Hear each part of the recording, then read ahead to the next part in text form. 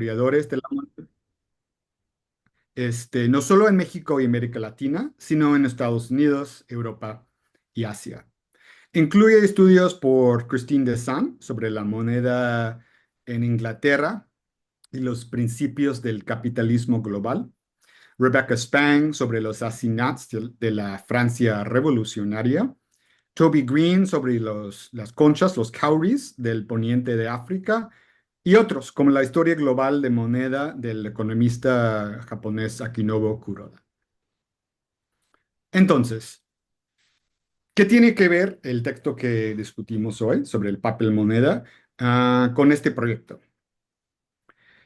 Aunque cabía temporalmente dentro del estudio que yo estoy realizando sobre la moneda menuda, el papel moneda de Iturbide, del Primer Imperio, fue diseñado explícitamente para servir transacciones mayores y no para circular ah, como moneda menuda. Por lo tanto, al principio lo vi como un proyecto aparte. Empecé a investigar el tema cuando estaba trabajando en la biblioteca John Carter Brown en Rhode Island en 2021.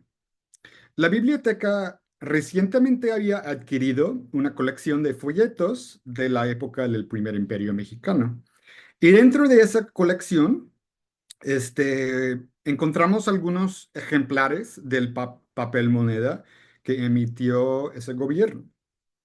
Así, el proyecto de este texto empezó con el objeto de la, de la misma moneda.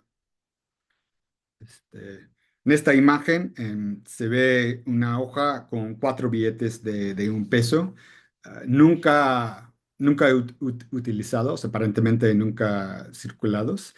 Al revés de la hoja está escrito inutilizado, con lugar de Oaxaca y fecha de 16 de mayo de 1825.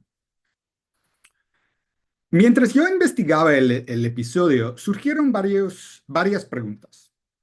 ¿Por qué falló el papel moneda del Primer Imperio cuando otros experimentos con diseños más o menos parecidos tuvieron más éxito? Inclusive en las colonias británicas en América del Norte, que realmente son experimentos como celebrados en la historiografía como primeros ejemplos de la moneda moderna. Y de hecho, ¿cómo sabemos que falló el experimento de Iturbide? Empezó y acabó con el mismo Primer Imperio. Y me di cuenta de que la moneda estuvo tan ligado a Iturbide y su historia, que la historia del papel moneda básicamente era la historia del emperador.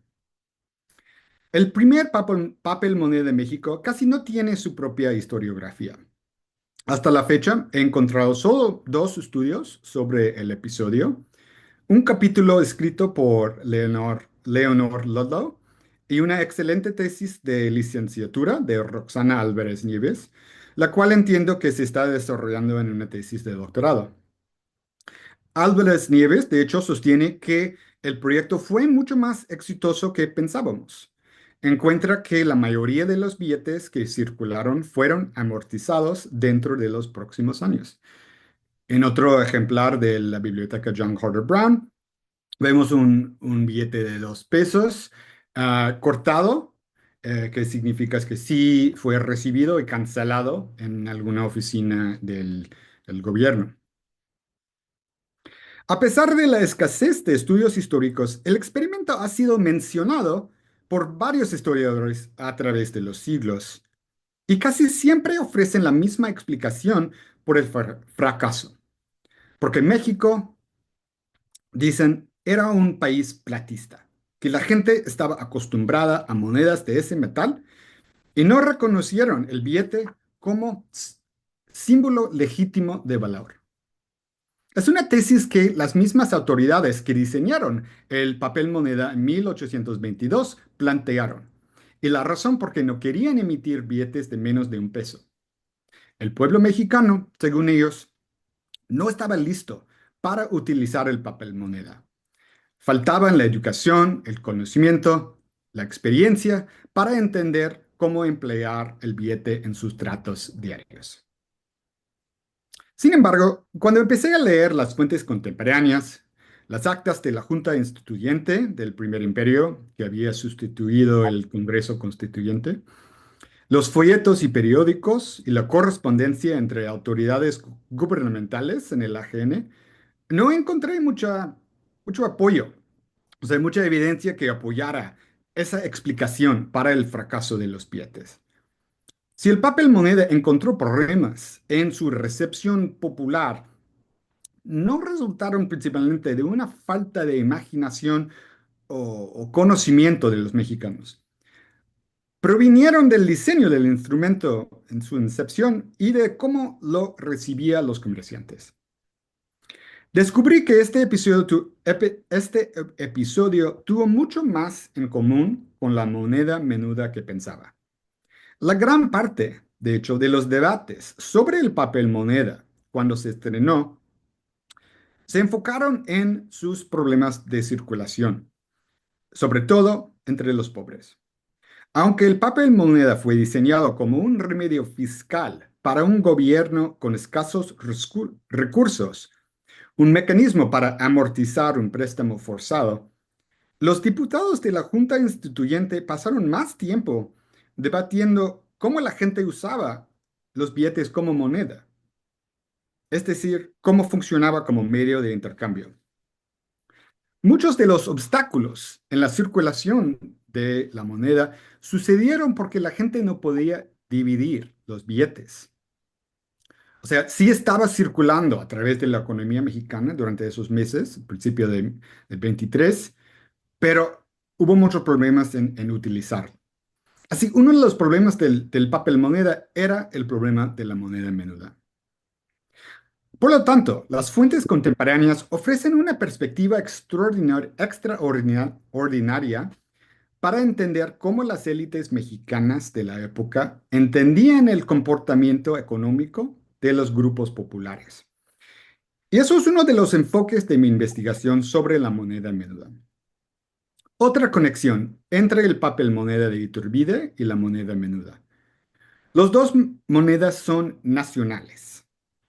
A diferencia de la plata y el oro, ni el papel moneda, ni los tlacos, ni la moneda de cobre tuviera valor en el extranjero. Estos medios fueron creados para necesidades locales, regionales y nacionales, no para satisfacer la demanda externa para la moneda acuñada de oro y plata. Por lo tanto, el papel moneda, tanto como la moneda menuda, son objetos que podemos utilizar para entender la política monetaria del Estado y su relación con las visiones de las autoridades sobre la economía y la sociedad mexicana. El gobierno de Iturbide, sostengo, usó el papel moneda para ejercer la soberanía del Estado, tanto como una nación independiente frente a los poderes europeos, como un gobierno frente al sector comercial, lo cual rechazó el papel moneda y contribuyó a su fracaso. El papel moneda fue un nuevo tipo de préstamo forzado, no otorgado por los mercaderes del consulado como antes, sino por el pueblo mexicano. Fue un experimento fiscal, pero también un experimento político con el objetivo de fortalecer la soberanía nacional del primer gobierno independiente de México. De este episodio surgen algunas de las mismas cuestiones claves para mi investigación de la moneda menuda. Cómo veían y entendían el papel moneda los mexicanos, cuáles cosas entendían como moneda y cuáles no. ¿Y para qué querían los gobiernos mexicanos la moneda? ¿Qué querían que la moneda hiciera? ¿Cómo vio la moneda el Estado, o más bien los estados, durante una época cuando la forma del Estado estaba en plena revolución? A través de este experimento se pueden ver las tensiones entre los motivos fiscales detrás de la producción de la moneda y los objetivos económicos, políticos y sociales. De este modo, lo que empezó como un side project resultó una parte importante del libro que estoy escribiendo. Este texto que leyeron para hoy representa una versión del quinto capítulo del libro, el cual tratará también de los proyectos de moneda menuda desarrollados durante el primer imperio, además del papel moneda. Y pienso publicar este texto o alguna versión en una revista. Finalmente, antes de escuchar las preguntas y comentarios de ustedes, quiero ofrecer algunas preguntas que yo estoy pensando, que yo estoy considerando con este proyecto. Primero, a diferencia de la moneda menuda, el papel moneda de Iturbide fue diseñado como un instrumento de crédito público. Creo que su fracaso está muy ligado a la percepción del primer imperio y luego a la República Mexicana como gobiernos sin crédito.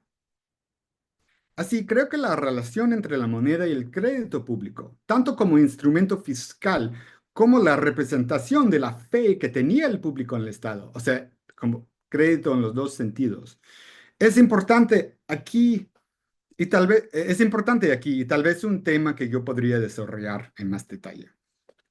Y segundo, y finalmente, ¿qué relación tiene este primer experimento con el papel moneda con la historia bancaria de México? Esa historiografía apenas está desarrollando debido a la ausencia de una banca en el país durante la primera mitad del siglo XIX.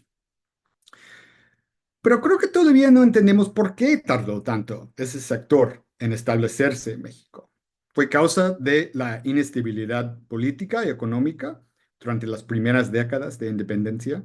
¿O hubo otros factores institucionales, así como políticos y sociales, que estorbaron el crecimiento de la banca? ¿Y qué es específicamente mexicano sobre este experiencia con el papel moneda? ¿Cómo es parecida o distinta de las experiencias de otros países hispanoamericanos y otras naciones más allá de América Latina? Agradezco mucho su lectura, su tiempo, sus preguntas y comentarios. Gracias. Sí, muchas gracias a ti, Drew. Bueno, pues ahora tenemos la participación de Ricardo Fernández del Castillo, de la Facultad de Economía.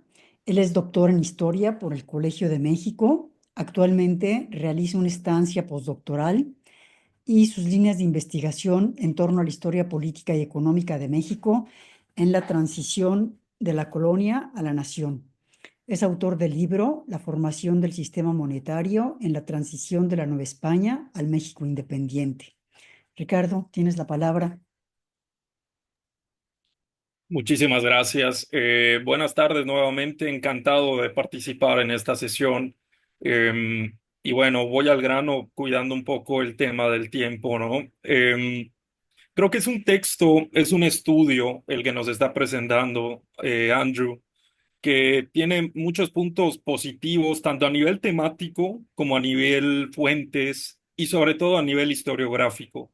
Y en esto haré énfasis en unos instantes, ¿no? Es una visión nueva sobre el papel moneda de la Junta Nacional Instituyente que discute incluso con el texto ya clásico, considero la tesis de Roxana Álvarez Nieves, porque ofrece una visión propia sobre la trayectoria difícil, por decirlo menos, de estos primeros billetes.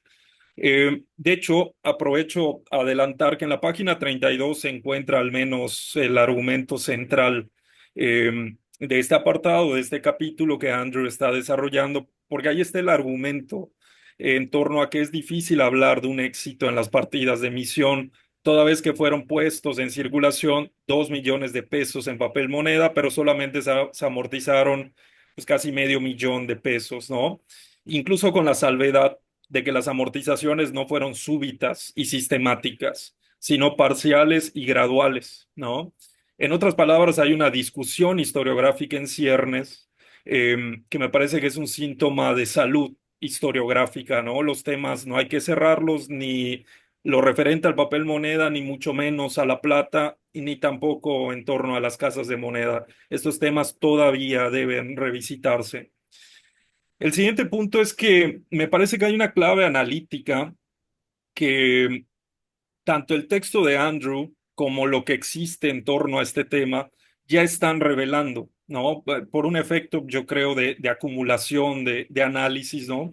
Y tiene que ver con con el hecho de que el papel moneda tuvo una multiplicidad de facetas, intenciones, proyectos, incluso la aceptación que tuvo o falta de la misma también tiene distintas aristas.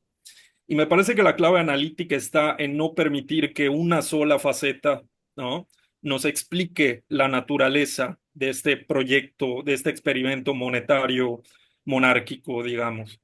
Eh, Pienso que incluso poner las coordenadas de análisis en torno al éxito o fracaso corresponde solamente a un aspecto, a una manera de mirar este problema y desde luego no la única, ¿no? Es decir, dependiendo de la faceta política, económica, fiscal, financiera o incluso social, eh, digamos, vamos a tener una interpretación distinta en torno a este primer papel moneda, al menos en la historia del México independiente. También otro punto que quisiera destacar es que el texto me parece que es muy acertado en lo que se refiere a catalogar, o a denominar o a evitar denominar más bien a la población mexicana como carente de conocimiento para el manejo del papel moneda, todo lo contrario, ¿no?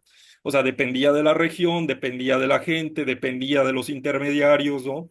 El aterrizaje en una sociedad culturalmente heterogénea, obviamente nos acerca a resultados también diversos de cómo circuló, pues no solo en la Ciudad de México, ¿no? O incluso la Ciudad de México es un mosaico en sí mismo para esta época. Entonces, destaco mucho una expresión que el autor utiliza avanzando un poco en el recorrido del texto.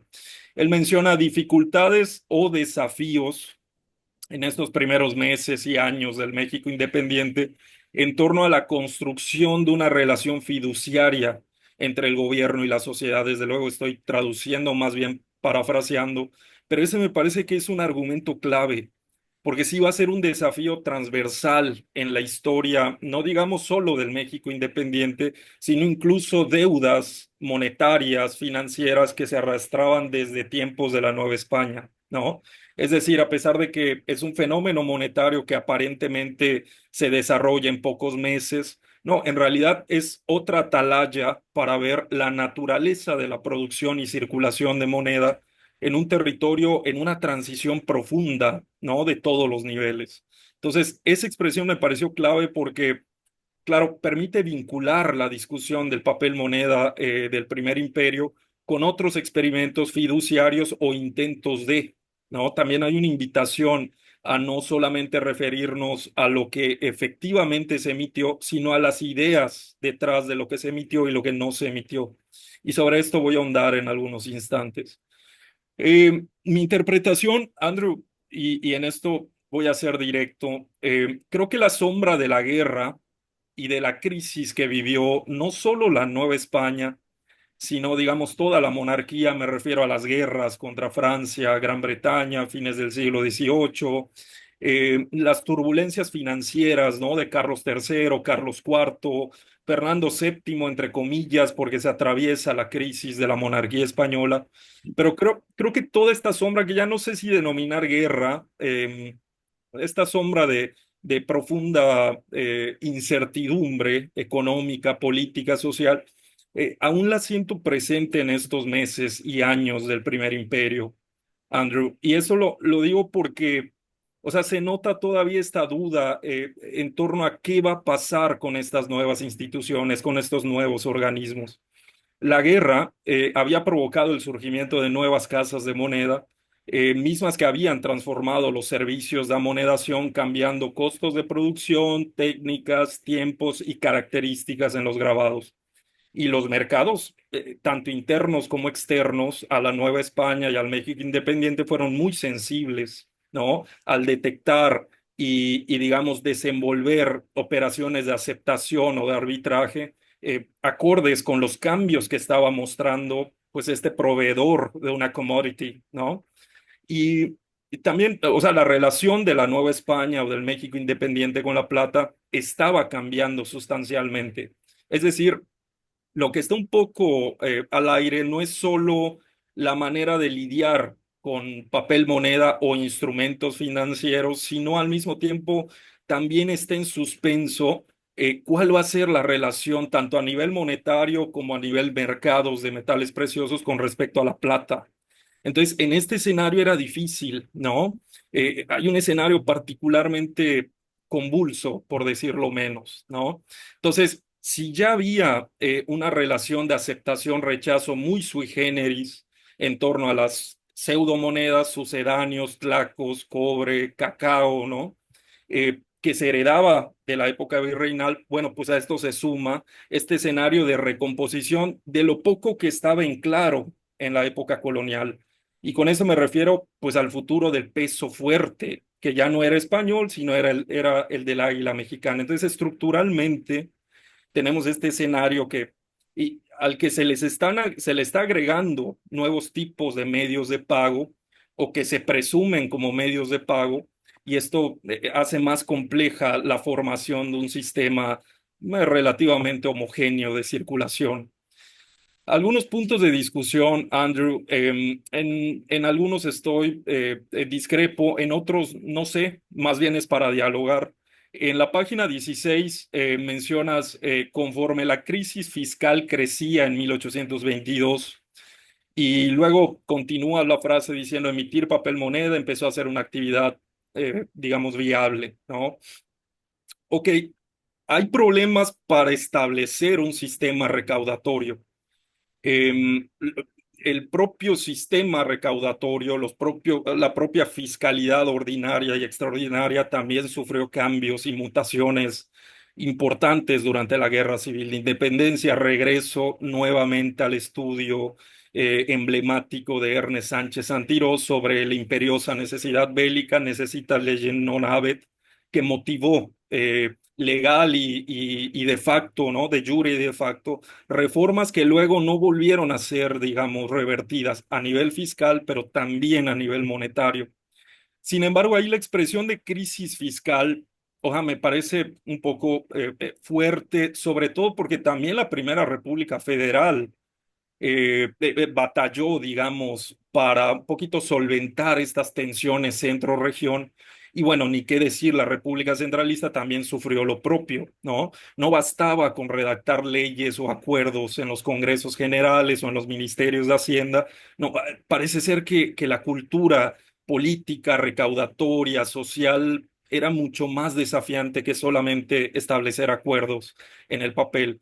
Por lo tanto, ahí te propongo el intercambio fiscal por financiero, ¿no? No, no para entender el papel moneda solamente como un paliativo a la necesidad inmediata de dinero, no, sino porque lo fiscal me parece que sí se desenvuelve en un marco un poquito más amplio a nivel temporal, de éxitos o de fracasos, pero más amplio. O sea, el primer imperio o incluso el tiempo de vida de la Junta Nacional Instituyente pues fue más corto. Entonces, hablar de una crisis fiscal heredó algunas cosas, recibió también algunos problemas que venían de manera inercial desde la propia época virreinal. Entonces, me parece que la motivación puede ser financiera o discutamos al respecto, ¿no? No solamente fiscal, digamos. En la página 17, Andrew, mencionas que algo así como que el gobierno de Iturbide había fallado en encontrar empréstitos en Londres o digamos en Europa, pero pasa que hay una situación geopolítica poco favorable para las relaciones diplomáticas y financieras y crediticias, ¿no? Por la posición política de España con respecto a los tratados de Córdoba, por, digamos, el telón de fondo de protección que significaba la Santa Alianza, etcétera. Sin embargo, pues gracias a los textos clásicos, un poquito Jean Bassan, Michael Costello, Jaime Rodríguez también tiene algo a nivel América Latina, y sin lugar a dudas, más recientemente el texto de Salvucci, ¿no? Vemos que lo mismo, o sea, el tema de los empréstitos, los primeros empréstitos de la época independiente, vuelve a ser un fenómeno que si no funcionó, bueno, pero me parece que es un poco más de larga duración, un poco más amplio, ¿no? Tal vez no de larga duración, pero que no se define en estos meses. Había existido un experimento fallido porque se contrató capital con altos costos, ¿no? Me refiero a a este intento de Francisco de Borja Migoni en el tiempo de vida del Primer Imperio. Y luego, bueno, gracias a los textos que he mencionado, sabemos qué ocurrió con los primeros empréstitos ya en tiempos de la Primera República Federal. Ahora, ¿a qué voy con esto? Matizar un poco el peso de este argumento a nivel créditos internacionales y conjuntarlo con los demás, ¿no? ¿Por qué? Porque reitero, me parece que no hay una sola explicación, no hay una sola causa, no hay un solo detonante para explicar a este papel moneda. Había una necesidad de dinero para cumplir con distintos fines y continuar con planes que no se iban a resolver en esos meses, ¿no? Y con esto no minimizo el tema monetario. Claro que el papel moneda fue, digamos, recipiendario romántico de discursos, anhelos, proyectos, ¿no? Para tener un circulante viable, plausible para lo que necesitaba el país en ese momento, ¿no? Ahora bien, creo que ha quedado en claro que la guerra y la incertidumbre de la guerra, pues motivó, como has dicho, este circulante en papel moneda en tiempos de la Revolución Francesa, los assignats, los billetes coloniales, ni qué decir. Y bueno, en el caso de la Nueva España tenemos también un menú bastante claro de qué cambios provocó la guerra. Ahora, un argumento que sostengo en mi libro sobre el sistema monetario en la transición de colonia al México independiente es que estos cambios hay que hacer un esfuerzo por rastrearlos. ¿Y a qué me refiero con esto? Hay cambios que se quedaron en el papel, otros que surgieron, desaparecieron y reaparecieron ya bien entrado el siglo XIX, y otros cambios como el surgimiento de algunas casas de moneda, no todas, ¿no? Sombrerete desapareció, lo de Oaxaca se retomó hasta la década de los 60 del siglo XIX, pero Guanajuato, un área que me interesa mucho, ¿no? Zacatecas, Guadalajara y Chihuahua, también Durango permanecieron, ¿no? Con cierto grado de continuidad a lo largo del siglo XIX provenientes de la guerra. El tema es preguntarte, y aquí ya no es discrepancia, es a nivel de discusión, Andrew, si sientes que este papel moneda fue un episodio o marcó, eh, digamos, algún grado y qué grado de continuidad tuvo con otros proyectos bancarios y de papel moneda que de hecho no fueron tan remotos a la década de los 20 del siglo XIX. Si bien fuiste muy claro y por la literatura clásica respecto al tema, Carlos Marichal, Leonor Ludlow, más otra escuela, digamos, que se dedica a la historia bancaria, sabemos que, digamos, hasta el establecimiento del Banco de Londres, México y Sudamérica, pues lo que hay son proyectos, tentativas, conatos de crear un banco de emisión, ¿no? Con las negociaciones amplias que eso podía significar, pero preguntarte si ves lazos y cuáles serían, ¿no? Entre ese papel moneda y, reitero, experimentos a posteriori en el siglo XIX, o si te quieres aventurar incluso a lo que ocurre con ensayos de banca central, pues lo podríamos dialogar, digamos, ¿no? Y para ir finalizando, perdón, ya me pasé 37 segundos. También me parece que es importante, Andrew, explorar la óptica de los agentes que dieron génesis a este papel moneda. Y de hecho hay parte de eso en tu texto, pero creo que merece por ahí algún espacio extra. Y fíjate que estuve un poco retomando lo que escribí respecto al papel moneda de Iturbide en mi libro. No tengo un apartado sobre el papel moneda, pero sí hice algún análisis en el marco de su papel con el sistema, con respecto al sistema circulatorio. Y en primer lugar, Antonio de Medina, que aparece ahí, desde luego como un responsable principal a nivel, incluso tenía un puesto hacendario importante para esta Junta Nacional Instituyente, o más bien para la administración del Primer Imperio.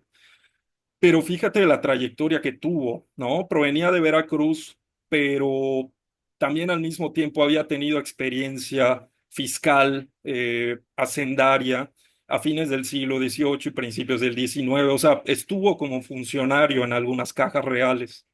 Entonces, resulta que ante el colapso del Congreso Constituyente por orden de Iturbide y el surgimiento de la Junta Nacional Instituyente, Iturbide lo comisiona directamente, o sea, le retira el curul, el puesto que tenía como secretario de Guerra y Marina, me parece, o sea, tenía un puesto distinto y le encomienda tareas de carácter fiscal y financiero.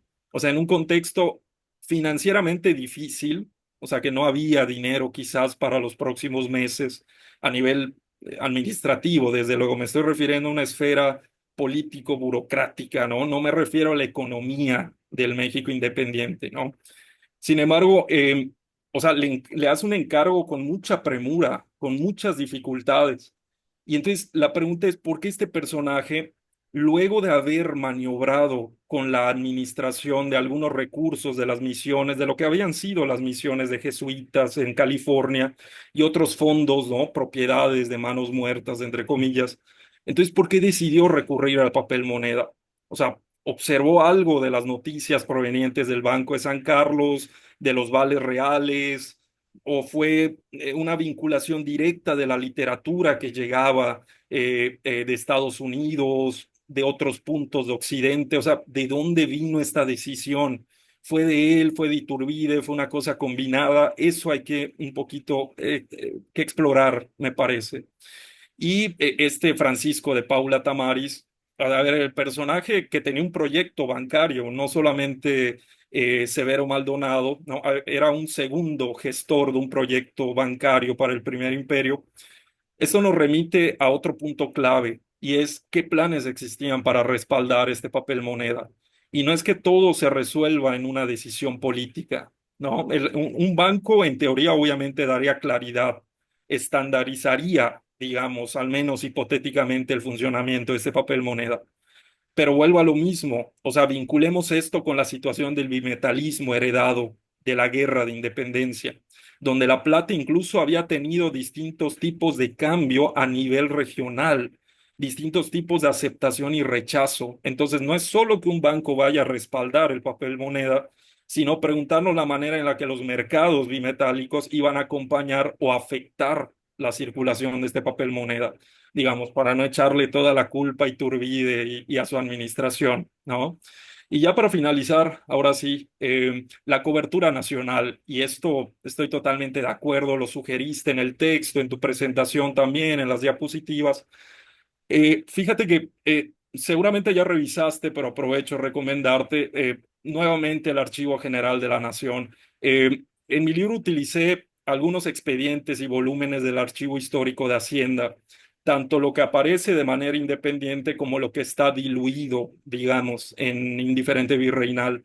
Y hay, digamos, leyes, decretos y escritos interesantes para este papel moneda. Llegó a Arizpe, Oaxaca y Nicaragua, o al menos hipotéticamente se quería esta circulación general.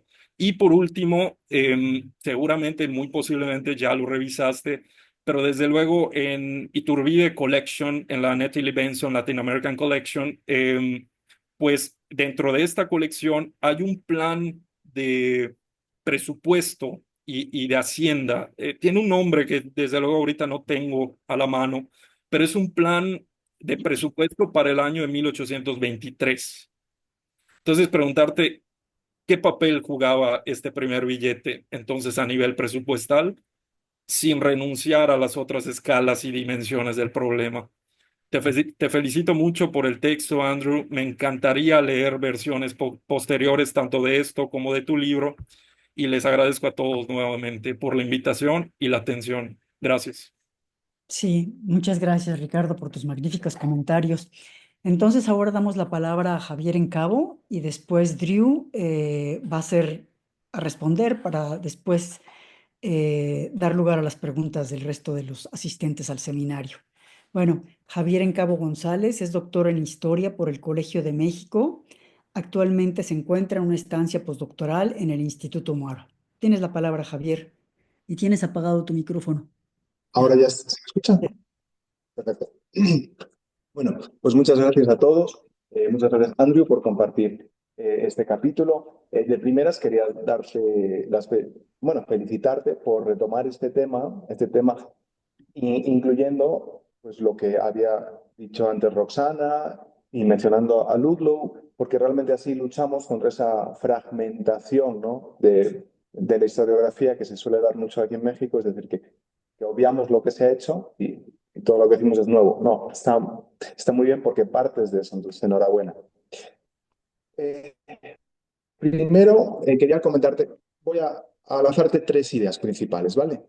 Y luego de aquí puede haber debate, puede haber algunas preguntas. La primera va a ser, bueno, hablar un poco de la visión política de un fenómeno monetario que tú explicas, ¿vale? La segunda va a ser preguntarme por qué no prosperó el papel moneda. Tú das respuesta, voy a preguntarme las limitaciones de esa respuesta. Y tercero, cuando tú mencionas de esto como un fenómeno global, ¿no? De cuando tú hablas del intercambio de ideas, también quiero tratar ese tema, ¿no? Entonces lo primero es que eh, tú defiendes, en tu artículo, traduzco, pero bueno, perdón, en tu capítulo dices, el artículo busca poner en la mesa el primer papel moneda como un proyecto político que marcó un momento de transición en la lucha entre particulares y actores públicos acerca de la creación y circulación de dinero, cosa que ayudó a moldear el entendimiento de los mexicanos de la relación entre crédito y soberanía en el siglo XIX. Eso lo dices al principio. Bueno, está muy bien, lo dejas muy claro, ¿no? Hablas de esa visión de la clase mercantil y esa visión de la clase política. Bueno, aquí lo primero es, eh, describes que hay una desconfianza de la clase política a determinados particulares. Y entonces dices, bueno, entonces claro, al final el gobierno buscaría retener esa soberanía y no cedérsela a los particulares. Pero resulta que si vemos en casos posteriores, y tú esto lo tienes que tratar en tu libro, bueno, lo tratas en tu libro seguro, aunque no lo haya leído, es que al final se acaban concesionando y arrendando las casas de moneda.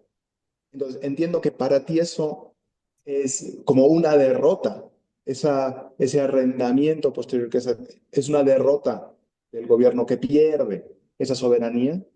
Te lo pregunto, bueno, te lanzo esa pregunta también para que pueda servir un poquito de debate, es lo que pasó después.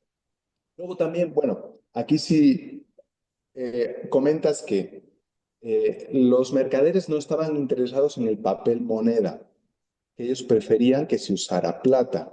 Claro, aquí hay un tema y es que, por ejemplo, en la historiografía mexicana, Pedro Pérez Herrero, en su obra de Plata y Libranzas, comenta que a los mercaderes lo que les interesaba era pagar a sus proveedores en letras de cambio y atesorar ellos la plata. Y entonces, ¿por qué? Porque la plata la usaban para sus negocios ultramarinos. Entonces les interesaba mucho más que en el mercado interno circulara papel. En este caso, papel propio, letras de cambio. Claro, esto contradice un poco tu teoría. Entonces, no sé si, bueno, si habías leído esto antes, que puedes comentarnos un poco al respecto. Ah, y otro punto es que, bueno, a lo mejor divides, o sea, como que muestras una situación muy bipolar, ¿no? Hablas de clase mercantil, clase política. Claro, pero es que no había intereses cruzados. Aquí a lo mejor es lo que, bueno, coméntame qué opinas al respecto. Que a lo mejor es decir, bueno, es que también los mercaderes tenían parte dentro de este tema. Entonces, o incluso también había mercaderes que no, me imagino que había mercaderes que no eran puramente españoles y ya está. Bueno, entonces, aquí, por ejemplo, yo lo que veo es que tomas mucho del discurso de la Junta y como que te apropias mucho de ese discurso. Y a lo mejor aquí hay riesgo de que lo transmites íntegro y no lo matizas, no lo criticas. A lo mejor es la impresión que yo me he llevado, ¿eh? Pero tú comenta un poquito al respecto, sin problema. Luego, yéndose al siguiente punto. ¿Por qué no prosperó el papel moneda? Aquí me encanta lo que haces, que es decir, no, no. Aquí los agentes no eran ignorantes. O sea, esta idea que se ha transmitido de forma secular de que el pueblo mexicano era un pueblo platista, cuasi ignorante, porque ya llega un momento en que ya es decir, cuasi ignorante, por eso no se acomodó al papel. Bueno, me alegra muchísimo que así lo hayas dicho y que dices, no, no, no, no, esto es una cuestión diferente. Aquí hubo un juego político y los detractores del primer imperio echaron tierra sobre la experiencia del primer imperio usando el billete. El billete. El primer imperio nos estafó usando el billete Por ende, el billete es malo. Se repite ese discurso, ese discurso, ese discurso, cuaja, y entonces queda como lo que ha quedado hasta ahora, como la experiencia de los billetes como un fracaso. Está estupendo, me encanta. Me encanta que lo hagas así. El problema, que no es un problema tuyo, que es una cosa que yo me pregunto, es, pero claro, este argumento yo creo que se diluye si tratamos de explicar por qué en el futuro no se usó el billete. Y eso es un tema que me preocupa y que yo me planteo. Te digo, no es responsabilidad tuya. En tu texto no tratas esto, pero ¿por qué en el futuro no se usó más el billete? Bueno, podemos decir, es que esa estrategia política yo entiendo que se tenía que acabar diluyendo en el tiempo. ¿Y por qué te digo esto? Porque, por ejemplo, si nosotros estudiamos el caso de la moneda de cobre, yo publiqué ahora 2 años, así con algunos compañeros, con Ricardo, en un libro, un capítulo sobre la moneda de cobre en México a lo largo del 19. Y el fenómeno que yo detecto en ese capítulo es que la moneda de cobre primero tiene un objetivo fiscal, claramente. O sea, se acuña cobre no como un método de racionalizar los medios de pago, sino porque el gobierno necesita dinero y emite cobre. Y cuando lo emite, emite mucho. Emite mucho, hay una crisis, ¡pumba! Deja de emitir. Emite mucho y luego son los estados los que emiten cobre, emiten, luego dejan de emitir cuando llega el descrédito, ¿no? Entonces, como de, un ciclo de emisión, retracción de cobre, emisión, retracción. Bueno, la cuestión es, ¿por qué entonces con el cobre, donde el gobierno sí estafaba a la gente emitiendo cobre a lo largo del 19, hubo incluso motines, el gobierno dejaba de emitir, pero luego volvía a emitir el gobierno? ¿Por qué con el cobre el público podía ser más intransigente, mientras que con el papel no lo era? Claro, bueno, Andrew, no es una cuestión de tu capítulo no puede ir más allá, pero yo me lo planteo y me gustaría saber si puedes reflexionar algo al respecto, estaría estupendo. Y luego un último punto, y es que, aquí lo comentas también en tus objetivos. Además, el ensayo engancha con la historiografía del dinero y el capitalismo, que va más allá de México, situando este episodio en hechos más amplios que se dieron en América y en el mundo atlántico, al mismo tiempo que se destacan las particularidades del caso mexicano. Es lo que nos comentabas al principio de tu intervención, que nos decías, bueno, es que a mí me interesa mucho el tema de las ideas también. Y yo creo que aquí lo haces estupendo, ¿eh? No, porque tú nos mencionas. Por ejemplo, aquí el caso que tengo puesto, la influencia en los agentes de la Junta, por ejemplo, José Alonso Ortiz, ¿no? Un pensador de la época que fue traductor de Smith al español, pero entonces, bueno, es que eso lo hace estupendo. A lo mejor se echaría en falta, pero yo entiendo que no cabe, o sea, no cabe en tu libro, una comparación de experiencias, no tanto hablar de ese viaje de ideas en el mundo atlántico, que lo haces bien, sino comparar las experiencias, ¿no? O sea, ¿qué diferencia hubo entre lo que pasó aquí con lo que pasó en Francia? ¿Qué diferencia hubo entre lo que pasó aquí con lo que pasó en las 13 colonias, ¿no? O lo que pasó en Buenos Aires? Eso se echa en falta. Bueno, yo lo he hecho en falta. No quiere decir que tenga que estar, ¿eh? O sea, una cosa es el libro y tu objetivo y otra cosa es lo que estaría bien, ¿no? Pero bueno, aquí te lo comento. Y luego habría una pregunta que me gustaría hacerte, pero aprovechando que te tengo aquí, sería si pudieras hacer un poquito ese tema, si nos puedes hacer una breve explicación de ese tema, de los problemas de soberanía que podía haber en Estados Unidos por el hecho de tener un sistema bancario de emisión. Te digo por qué. Porque en el fondo, pero bueno, eso te lo quiero preguntar, en Estados Unidos no había la misma unidad de cuenta. Y aunque los bancos emitían sus billetes particulares, al final no emitían una misma unidad de cuenta. Y esa unidad de cuenta era el reflejo de la soberanía. O sea, entiéndeme, no tanto la forma del billete como soberanía, sino la unidad de cuenta que hay detrás, ¿no? Este billete representa $1 o representa un real de A8. O sea, no sé si nos puedes compartir eso, tu visión sobre ese punto. Bueno, y hasta aquí lo dejo, Guillermino. Muchas gracias. Sí, muchas gracias, Javier. Bueno, Andrew, por favor, si quieres responder. Pues muchas gracias, Ricardo y Javier, por tus comentarios. O sea, me sirven muchísimo. O sea, agradezco la lectura tan cuidadosa de los dos.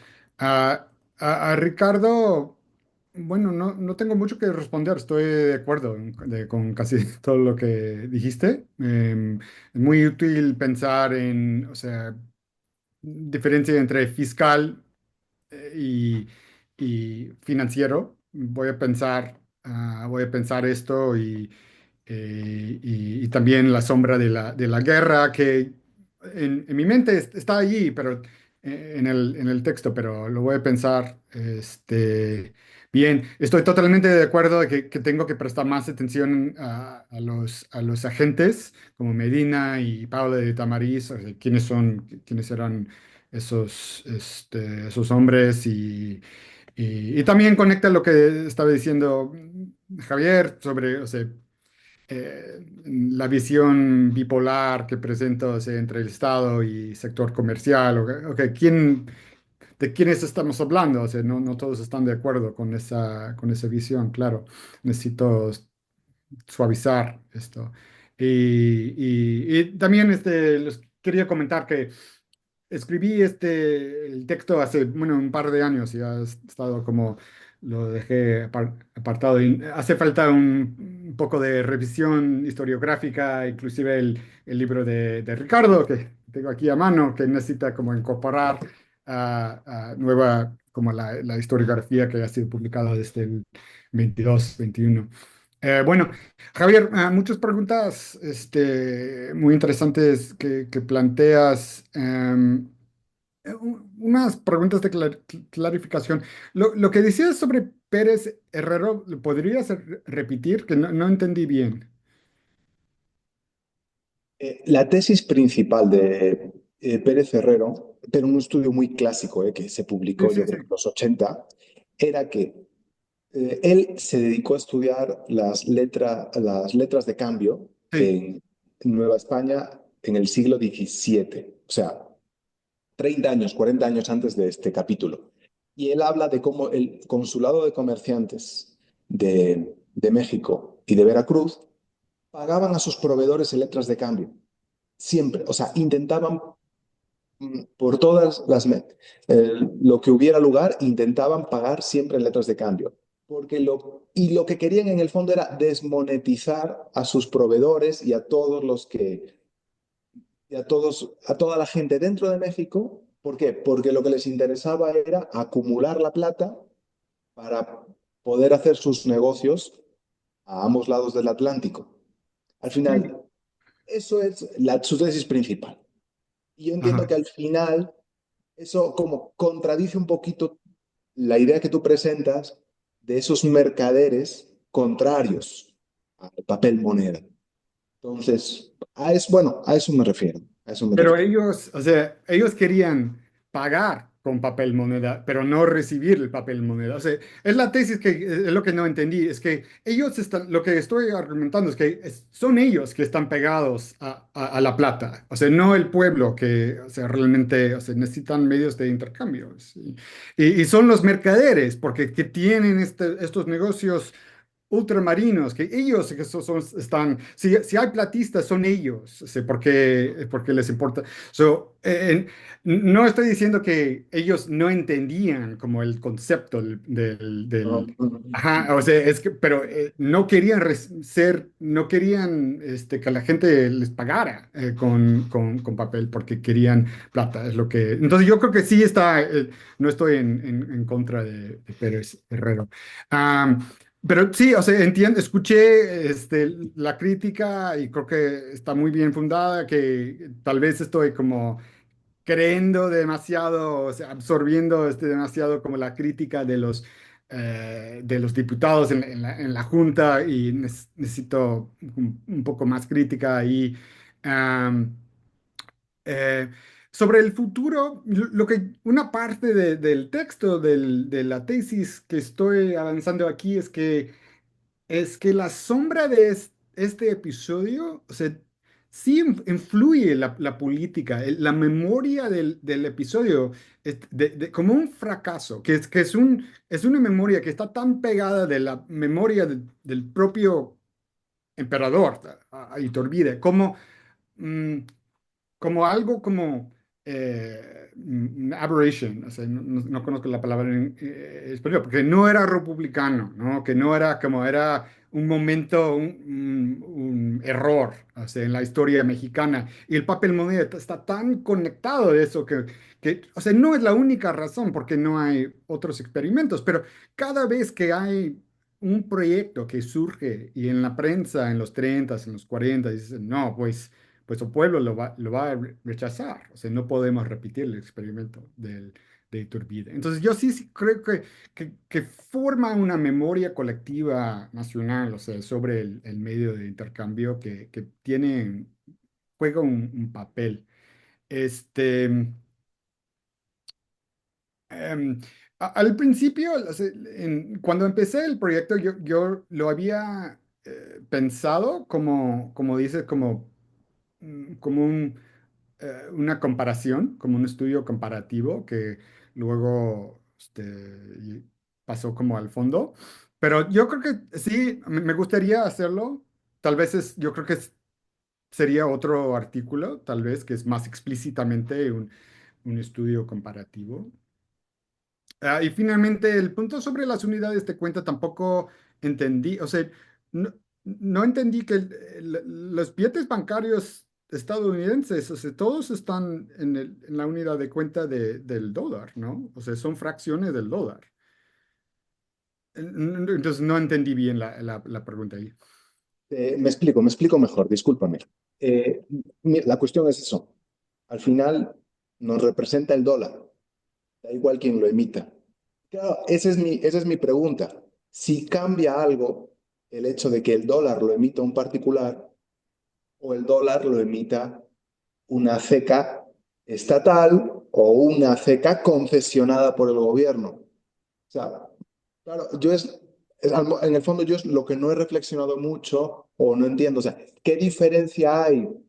Al final, el dólar nos representa a todos, aunque lo emitan los banqueros, aunque lo emita una casa de moneda pública o aunque lo emita una casa de moneda concesionada. Por eso, bueno, si puedes reflexionar un poco sobre esto. No, es una buena pregunta y yo creo que es una pregunta que está al fondo de muchos de esos debates del siglo XIX que últimamente, o sea, como políticas, como sociedades, decidimos que no importa realmente, pero en ese momento yo creo que sí les importaba. O sea, ahora como obviamente, aunque los gobiernos mantienen la unidad de cuenta y imprimen físicamente la moneda que utilizamos, pero son los bancos que crean el dinero, o sea, son actores privados que crean el dinero. Es un sistema público-privado, aunque no lo reconocemos como tal, ¿no? Porque pensamos con la moneda como bien del gobierno. Pero es una buena pregunta que voy a pensar, yo creo que sí está detrás como de muchas de estas discusiones. Muchas gracias a los dos, buenísimas preguntas. Sí, bueno, Ernest, por favor. Sí, hola, buenas tardes. Muchas gracias, Andrew, por compartir con nosotros tu trabajo.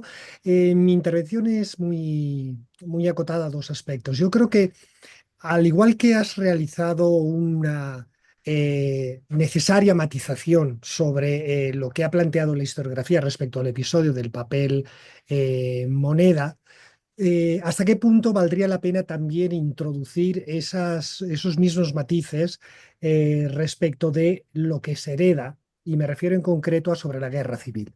Es decir, y el impacto sobre la economía. Esa imagen de una década, toda ella catastrófica, etcétera, etcétera, yo creo que a fecha de hoy difícilmente lo podemos mantener. Es decir, hay claramente dos momentos, todo lo que es el periodo hasta 1815-1816 y luego, posteriormente, hay una clara recuperación. Es decir, el imperio se instaura sobre una economía que está notablemente activándose, reactivándose y todos los indicadores de fiscales, de acuñación, de impuestos a la minería, de impuestos al comercio, etcétera, etcétera. Lo que pasa es que se está recuperando de una manera diferente a como teníamos antes de 1810, donde la Ciudad de México ha perdido gran parte de su centralidad. Por lo tanto, la visión general de la crisis, ¿hasta qué punto es una visión general de los grupos de poder económicos centrados en la Ciudad de México? Y creo que eso tiene que ver en gran medida que la reconstrucción que realiza sobre el debate del papel moneda, y ahí coincido con lo que ha planteado Ricardo, es un debate y una reconstrucción discursiva muy en la Ciudad de México, en la Junta Instituyente, en los actores de la Ciudad de México. Eso tal vez desde las regiones no se está percibiendo de la misma forma y creo que valdría la pena tal vez introducir esas variables.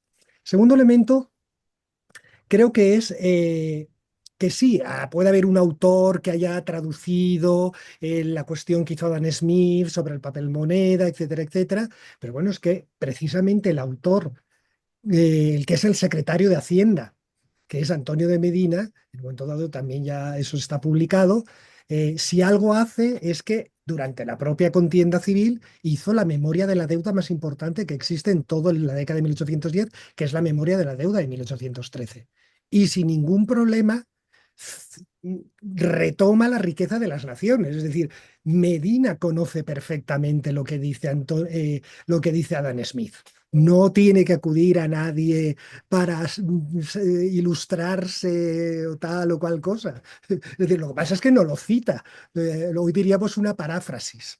Hace la paráfrasis sin citar al personaje porque a la época ni se lo plantean. Y hace todo un plan de amortización de la deuda en 1813, etcétera, etcétera. Es decir, creo que coincido con que el personaje influye mucho más de lo que aparece aquí, que simplemente es como un gestor de algo que se ha tomado previo, sino que realmente creo que él tiene un papel mucho más activo de lo que en principio denotaría el trabajo.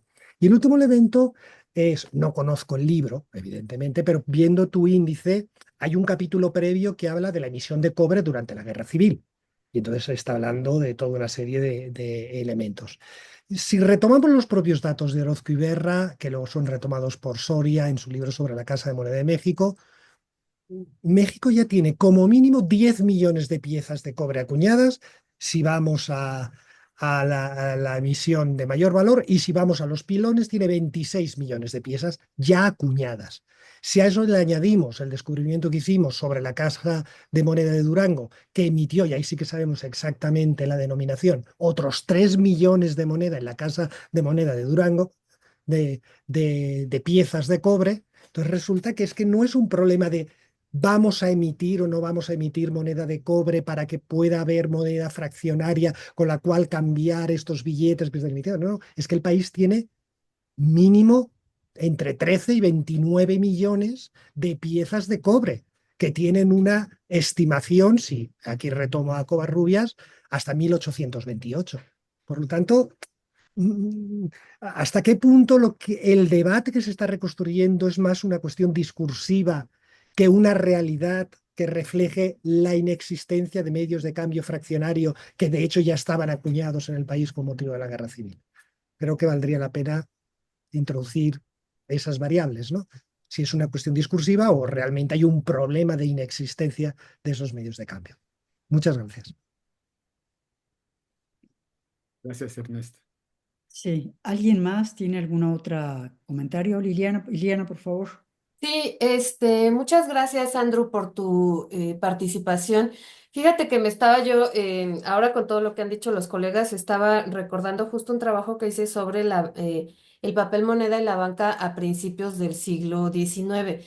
Entonces, una de las cosas que veo que sucede justo con este papel imperial es, en principio, que no se usa en buena medida por sí, por la desconfianza en el gobierno, pero sobre todo por una falta de garantía y además por una consideración jurídica de lo que es el papel moneda.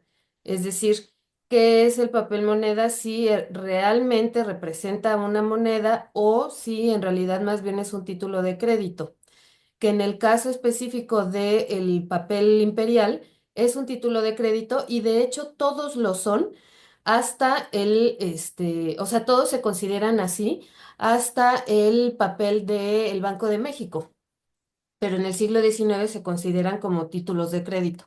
Entonces, aquí lo que va a comprometer su uso va a ser qué es lo que va a poner en garantía el gobierno para poder, pues para poder pagar esos papeles.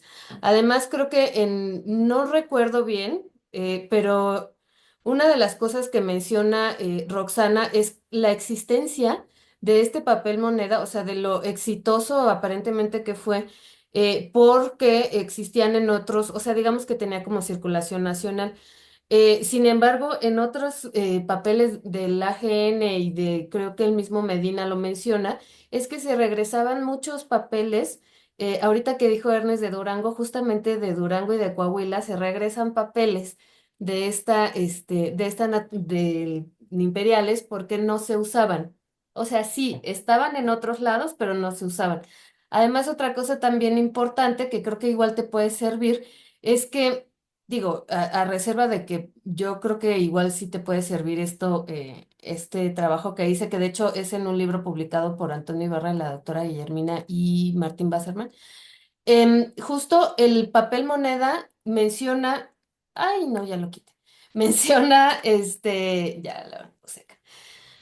Me menciona Medina que en realidad había demasiada, sí era un negocio, porque no necesariamente se utilizaba para, o sea, sí, para las transacciones menudas y etcétera, pero también más bien se lucraba con él, sobre todo porque aquí dice, algunos miran el papel moneda con tanto desprecio que solo de oírlo mentar, esto lo está diciendo un folleto de la época, porque hubo mucha folletería en la época que refiere justamente no a que el papel moneda no funcionara, sino a por qué la gente lo despreciaba, ¿no? Lo despreciaba y en ese desprecio lo depreciaba, ¿no? Entonces, que de solo oírlo mentar refunden en lo más oculto de sus recónditas bodegas y subterráneos la plata para hacer creer que no tienen existencia en metálico. O sea, esto alude justamente a esta cuestión de la acumulación que ha dicho Javier, ¿no? Y la otra cosa que a mí justo me llamó la atención fue esta que dice, otros diariamente lucran con la compra y reventa de dichos papeles y por último los que los venden para su manutención forzosa lloran lágrimas de sangre por cada cuartilla que pierden por esta despótica imposición.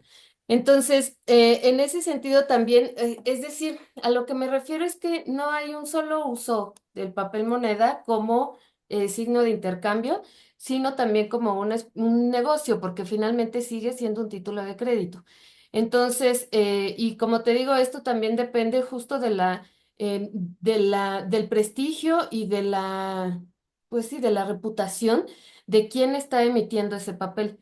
En este caso en específico, pues claro, es el gobierno que en ese momento pues no tiene estas características, pero que al mismo tiempo a algunos bancos les va a ser bastante, ya en el porfiriato les va a ser bastante difícil poder fomentar el uso de sus papeles y al final sí lo logran, pero en una circulación bastante reducida. Solo digamos a estos grandes comerciantes y etcétera, porque la población en general sigue utilizando otros signos monetarios. Entonces, pues simplemente a eso me quería referir y muchas gracias porque justo esto lo que da es pues eso, como abre brecha para reinterpretaciones sobre el uso o no del papel moneda, particularmente en qué espacios se está utilizando y para qué, ¿no? Y sobre todo que tiene que ver con esta cuestión de la garantía, porque la garantía de este papel me parece que son las temporalidades y las tierras, ¿no?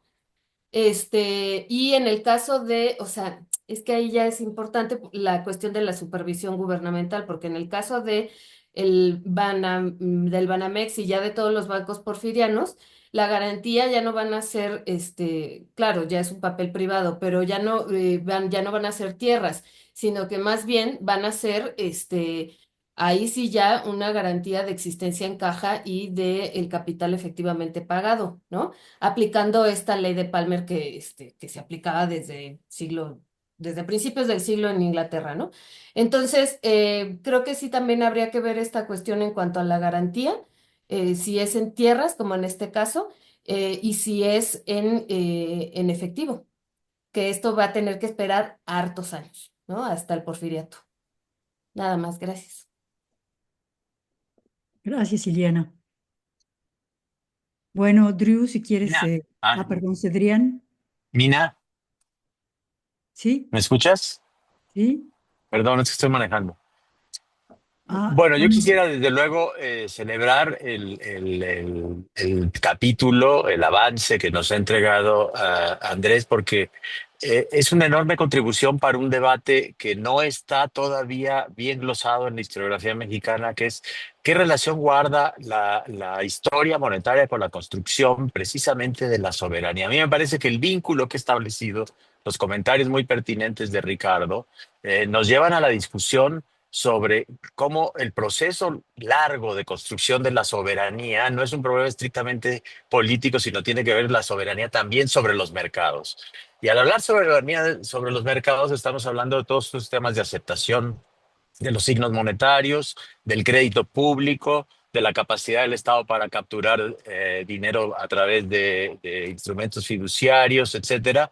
Y yo creo que ahí lo de Andrés nos va a mostrar, digamos, un gozne que es esencial para entender ya no solamente en la dimisión fiscal, como lo hemos estudiado, o en la dimensión política, sino sobre todo nos va a permitir dar continuidad a lo que estamos trabajando en el archivo, que es, a ver, en qué medida los actores privados, es decir, los agentes del mercado, están en condiciones de cederle a un gobierno, ¿no? Sea el imperial, sea la Primera República, sea el centralismo. Estamos hablando de continuidades políticas, una soberanía tan diluida entre los particulares, ¿no? A mí me parece que lo que también el trabajo prueba es que esa soberanía de mercado no es el Estado capaz de capturarla.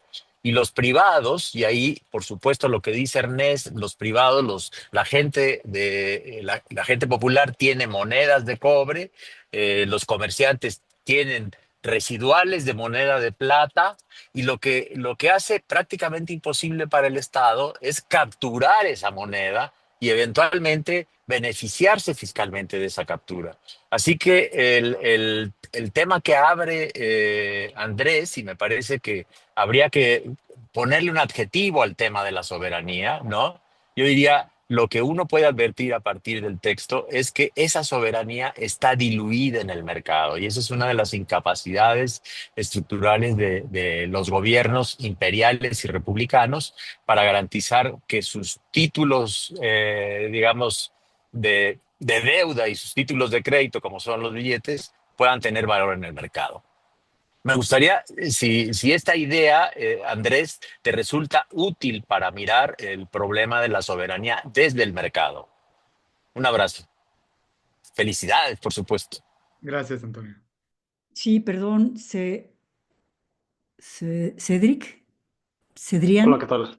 Ah, Cedrián López Bosch, mucho gusto y ok. perdón que me conecté un poco tarde a a la llamada, pero entonces no alcancé a escuchar todo, pero yo tengo una visión un poco diferente de estos temas porque yo soy numismático, no soy historiador económico, aunque me gusta la historia económica y platicando con Roxana en algún momento me llamó mucho la atención que hizo todo este estudio y le pregunté y le dije, oye, bueno, ¿y tú qué opinas de ese papel moneda? Y me dijo, pues en realidad nunca lo he tenido a la mano, ¿no? Entonces, algo que nos pasa a los numismáticos es que no sabemos de historia económica y a los historiadores económicos que muchas veces no estudian algo que nunca han tenido en su mano, ¿no? Entonces, el punto que quiero hacer aquí un poco es, se habla sobre el fracaso o el éxito, creo que las condiciones eran bastante complicadas en aquel momento, el tiempo para emitir ese papel moneda era muy limitado, se hace un decreto el 23 de diciembre, si mal no recuerdo, y perdón, escribí sobre esto hace 3 4 años, entonces los datos se me pueden escapar, pero si mal no recuerdo, el decreto es del 20 o 23 de diciembre, y para implementarse el 1 de enero, en todo el territorio cuando tomaba hasta 3 meses poder mandar ese papel a cada uno de los lugares de todo el territorio de México, del México independiente, y el papel ni siquiera estaba impreso. ¿no? O sea, les tomó tiempo para imprimirlo y demás, y entonces hay registros a lo largo de enero de si están imprimiendo y cuántos llevan impresos y cómo los empiezan a distribuir y demás. Entonces, creo que hay que entender esos elementos para poder hablar de fracaso o éxito de una operación como esta. Y yendo a la visión numismática, pues creo que uno de los problemas que hay es este papel moneda. O sea, a ver, la sociedad no estaba acostumbrada a papel moneda. Es cierto que había algunos mecanismos que utilizaban vales o pagarés para poder saldar algunas cuentas. Sin embargo, la sociedad no estaba realmente familiarizada y no conocía las medidas de seguridad. Y de hecho, el decreto habla de que este papel tenía que tener medidas de seguridad para no ser falsificado. Y de nuevo, cuando le dije a Roxana, me dijo, pues es que la verdad es que nunca he tenido uno. Y entonces ella, que estudió el tema, no necesariamente conocía las medidas de seguridad ni sabía realmente si un papel que lo hubiéramos puesto en su mano era original o auténtico. A pesar de haberlo estudiado, pues cómo lo iba a saber la sociedad, ¿no? Entonces, sí, el papel tenía una marca de agua, pero cómo se comunicaba a la población que tuviera esa marca de agua, la gente realmente no lo sabía, ¿no? Y además, el papel, las hojas de papel se imprimían en 8 billetes por cada hoja. Las hojas de papel en general tenían marca de agua, pero no necesariamente correspondía porque la marca de agua era sobre la hoja completa y no era sobre cada una de ellas. Entonces, no había manera de decir, es que el nombre de la fábrica, que era JP Rumogorza, o tenía también un simbolito ahí, una especie de una N y una R, y una especie de castillito. Pues es que no podíamos decir es que la marca de agua está arriba a la izquierda y la van a encontrar porque en algunos billetes aparecía y en otros no. Entonces, ese tipo de cosas creo que hicieron compleja la adopción del papel moneda, aparte de la distribución. Y algo que me gustaría preguntarles es, vi yo en los registros cuando obviamente la vida del imperio es corta y entonces mandan suspender la impresión y luego recoger la impresión. Ya cuando se habla de recoger la impresión se dice, se recogieron tantas hojas impresas completas, tantas hojas en proceso de impresión y dice tantos en papel de bulas. Algo que se dice comúnmente es que el papel de bulas fue impreso ya por el siguiente gobierno para reemplazar el papel del imperio. Pero lo que me llamó particularmente la atención es que en esos registros de el papel que le recogieron al impresor ya mencionaban papel de bulas. Entonces me da la impresión que parte de el problema de la falsificación llevó a imprimir en papel de bulas desde el papel del imperio y no fue una medida que el nuevo gobierno para reemplazar las existentes tomó ahí en consideración. Creo que eso valdría la pena investigarlo un poco más. Y sobre uno de los comentarios, no sé si fue Ricardo o Javier que lo hizo, que mencionaban el tema del rol de los empresarios. Algo que también me llama la atención de esto es, para el proceso de distribución, lo que decían es, bueno, se mandan tanto a las intendencias y y entonces hay como cantidades de cada uno de los papeles, pero también se le asignó un rol a 8 o 9 empresarios. El único que recuerdo de memoria era Escandón, pero hay 8 o 9 empresarios que eran los que iban a estar encargados de distribuirlo, ¿no? Entonces, justo también hay un rol de este sector empresarial para poder hacer la introducción del papel moneda. No solo era un tema de introducirlo a través de oficinas gubernamentales, sino también ahí hay un tema de que valdría la pena analizar más. Y perdón, Andrew, no he leído tu artículo, me encantará leerlo para ver si lo abordas por ahí, pero creo que sería bien útil también analizar el rol de estos no funcionarios, sino de empresarios a los que les encomendaron ayudar a fomentar la circulación de este papel moneda, ¿no? Entonces, digo, la verdad es que muy contento de saber que se sigue estudiando esto desde su esfera, desde la historia económica. Feliz de seguir escuchando y leyendo las contribuciones que puedan hacer y un poco desde el ámbito numismático decirles, aquí hay algunos aspectos que no necesariamente se están considerando y que valdría la pena también tomar en consideración para hacer como investigaciones un poco más completas. Pero felicidades por esto y gracias por abrir la invitación y que los numismáticos también podamos estar por acá. Sí. Drew, ¿quieres responder, por favor? Gracias, muchas gracias por todos los comentarios que me sirven todos de una manera muy importante. Gracias, Cedrian. no recuerdo o no tengo el dato sobre los empresarios que fueron encargados de distribuir el papel moneda. Es muy interesante. No sé dónde encontraste eso, pero muy interesante. Este, sí, hay una cuestión, o sea, la idea de las bulas, de reimprimir sobre las bulas, sí fue idea del imperio, sí, pero creo que no sabemos exactamente cuándo empezaron a imprimirlas. Es buena pregunta.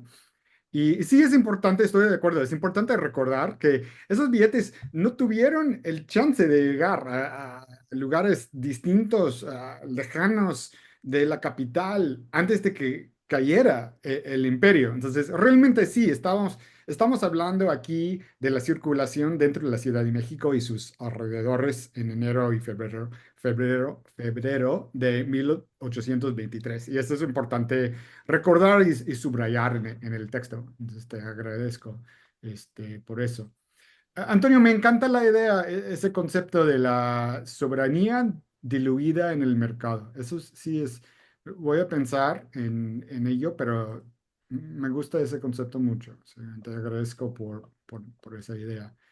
Am, Ileana y otros también han como mencionado la cuestión de garantía y es una cuestión interesante porque una garantía para el papel moneda es la promesa del gobierno para extinguir la moneda cuando lo recibe para los impuestos. O sea, eso es un tipo de garantía. Es la garantía que utilizaron algunas de las colonias británicas norteamericanas porque algunos sí tenían bancos de tierra en Pensilvania, pero otros no. O sea, los primeros, o sea, en Massachusetts, o los primeros experimentos, o sea, nada más fue la promesa de aceptar a 100% el valor. Y ese fue el diseño del billete de Iturbide, del primer imperio. Y parece que funcionó. O sea, parece que el negocio que estaban haciendo los comerciantes fue de recibir los billetes con grande descuento de los consumidores y, y amortizarlos al par en las oficinas del imperio, los cuales se los aceptaban de lo que sabemos al par, o sea, del valor que estaba imprimido. Entonces, ese fue su negocio. Y eso como que veían eso en la junta y es lo que inspira como tanta ira, o sea, en la junta. Y, y Roxana también habla de eso, de como, y los propios diputados hablan de eso, y entonces no tiene que haber tierras, aunque la idea de Paula de Tamari sí fue como de respaldar los billetes con las propiedades de los jesuitas, de la Inquisición, no sé. Pero no es lo que adoptaron. Dicen, no, ok, vamos a aceptar, o sea, 4 millones, no me acuerdo exactamente, el número de impuestos y si pagan en una tercera parte en papel y dos partes en plata, vamos a estar bien y vamos a amortizar todos los billetes dentro de un año. Obvio, eso no tiene en mente, o sea, la falsificación. La falsificación realmente presenta un gran problema por eso. Y cómo diseñaron los billetes, que era un diseño tan rústico que parece que sí, la falsificación era un problema y por eso imprimieron en las bulas.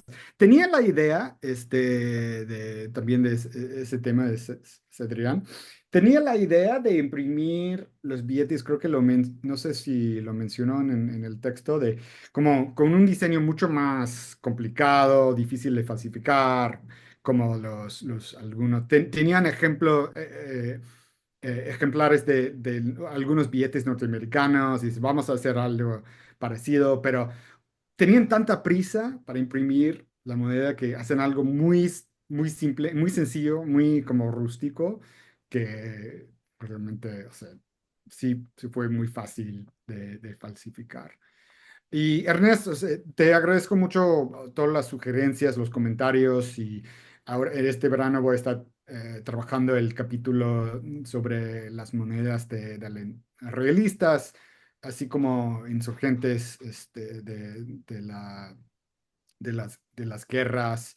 Y eso, la tensión que mencionas, o sea, entre mm, el problema de la moneda menuda y el discurso, la discursiva sobre el problema de la moneda menuda, no siempre es lo mismo. Y una parte del proyecto es explorar, o sea, cuál es el problema de verdad y cuál es, y cómo es el debate y qué significa el debate, por qué se enfoca en esos problemas. Entonces, eh, te agradezco mucho estas ideas y a todos los comentarios. Ricardo.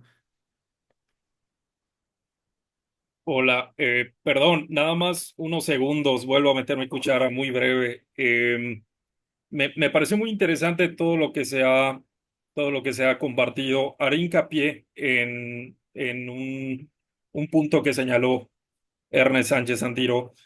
Totalmente cierto. No podemos hablar de una crisis perpetua heredada ni de los últimos años de los Borbones, ni tampoco proveniente de una guerra de independencia que desde luego no fue la misma entre 1810 y años posteriores, 1815, fusilamiento de Morelos en adelante, 1816, bueno, por ahí está un posible corte. Sin embargo, eso no debe, o sea, me parece que eso no debe hacernos dejar de rastrear las secuelas, consecuencias y procesos de larga duración provenientes de esta guerra. Y en primer lugar, o sea, pondría sobre la mesa el hecho de que la propia guerra, incluso, claro, tuvo efectos difíciles a nivel de incomunicación, a nivel de parálisis comercial que paulatinamente, incluso algunas de manera inmediata, se restablecieron desde 1816 en adelante, pero incluso entre los efectos, entre comillas, sanos para la economía, es que provocó que diputaciones provinciales, gobernadores e incluso ayuntamientos tomaran las riendas de las amonedaciones en provincia e incluso experimentaran con nuevas formas de moneda menuda, ¿no? Y desde ahí hay digamos, una trama que habría que rastrear. Creo que es clave lo que ha dicho también la doctora Iliana, la credibilidad o poniendo un concepto básico en torno a las cualidades del dinero, la confiabilidad. Y entonces aprovecho para preguntarte, Andrew, o bueno, un tema de diálogo en general, también tiene que ver con lo que señaló Ernest Sánchez y desde ahí también dialogar. Pero para este primer papel moneda, sea signo de crédito o sea en efecto un medio de cambio, o las dos, digamos, maniobrando dependiendo del contexto, dependiendo del momento, eh, pues la confiabilidad en teoría era básica y lo emite una Junta Nacional Instituyente, ¿sí? A ver, no quiero caer en una narrativa tradicional, pero a ver, ¿cómo hacemos el balance de esto? Porque la Junta Nacional Instituyente es producto de la disolución del Congreso Constituyente. ¿No? O sea, estaba en marcha, o sea, ideas que estaban al menos desde las Cortes de Cádiz, el traslado de facultades monetarias del Ejecutivo al Legislativo, eso ya estaba en operación en el Primer Imperio, ¿no? O sea, se decide desde un órgano legislativo, un organismo, ¿no? Una nueva medida monetaria, pero el tema es posiblemente empezando con un hándicap negativo, ¿no? Y con eso en una Junta Nacional Instituyente y vuelvo a lo mismo y con esto cierro la intervención o la provocación, que una variable no nos haga extrapolarla y explicar todo el fenómeno. Ojo, no propongo eso, pero había un hándicap negativo correspondiente a que una Junta Nacional Instituyente con problemas de legitimidad estaba ahí operando para esta nueva medida. Reitero, no estoy trasladando esto a un análisis de la economía mexicana en toda su complejidad. Me parece que son temas distintos, son problemas administrativos, financieros, monetarios, fiscales, ¿no? Y bueno, nada más. Sí, gracias, Ricardo. Bueno, si quieres decir algo, Drew, o... No, nada más, de hecho, fue como la segunda parte de lo que iba a responder a Eliana. Que obviamente sí, la credibilidad, si tienes un papel moneda así, que está respaldado solo por la promesa de aceptarlo para extinguir una obligación tributaria, obviamente la confianza en la promesa es central, ¿no? Y sí, la Junta y el Imperio es un gobierno con problemas de legitimidad, como dices. Entonces, y Santa Ana, o sea, está en rebelión ya antes de la emisión de los billetes, ya en principios de diciembre. Entonces, sí, sí, esa credibilidad sí es una parte, estoy de acuerdo, de esa falta o crisis de credibilidad sí contribuye a los problemas de circulación. Estoy de acuerdo. Bueno, pues sí. Ah, le damos ahora la palabra a Carlos, por favor, para que anuncies la próxima sesión del seminario. Gracias. No te escuchamos bien. Muchas gracias. Fue una sesión muy interesante. La siguiente sesión la tendremos en agosto, así que los esperamos para ella. Y pues nada, despedimos este seminario y muchas gracias. Felicidades, Andrés. Un Muchas abrazo a gracias. todos.